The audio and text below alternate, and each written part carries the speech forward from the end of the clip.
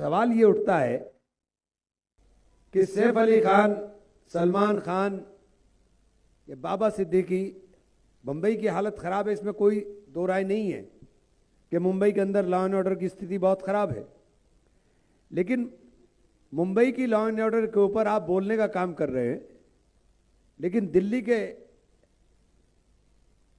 लिए बोलना नहीं चाहते। और आज आपने सैफ अली खान का नाम लेकर के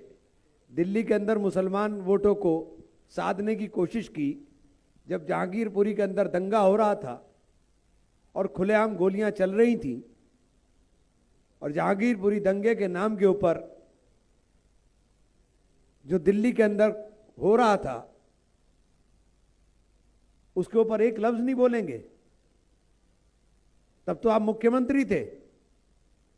अगर मुख्यमंत्री रहते हुए जाकर के जहांगीरपुरी के अंदर बैठ जाते तो जहांगीरपुरी के अंदर इतना नुकसान ना हुआ होता। आपने घर से बाहर निकालना भी मुनासिब नहीं समझा। बिल्किस बानो मामला, जब उसके कातिलों को फूल मालाएं फैलाई जा रही थी तो आपके नेता जवाब देने से भी बचते हुए नजर आ रहे थे, क्योंकि मुसलमान के नाम पर बोलेंगे तो दिक्कत हो जाएगी। सीए एनआरसी में जब बच्चों के ऊपर जामिया के अंदर लाठी चलाई जा रही थी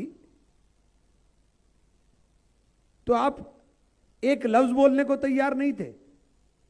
जब तो आप संवैधानिक पद पर थे। ये दिल्ली के ही मुसलमान थे जिनके ऊपर लाठी चल रही थी,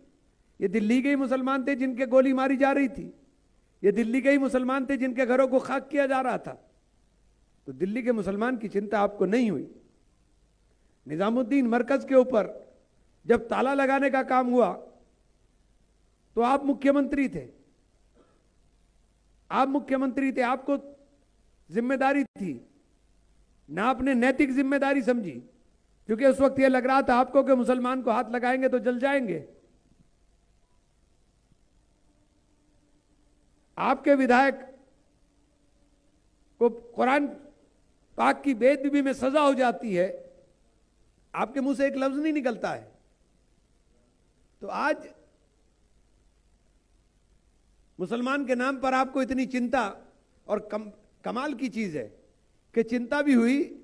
तो आम आदमी पार्टी, गरीबों की पार्टी, उसके मुखिया श्री अरविंद केजरीवाल, चिंता हुई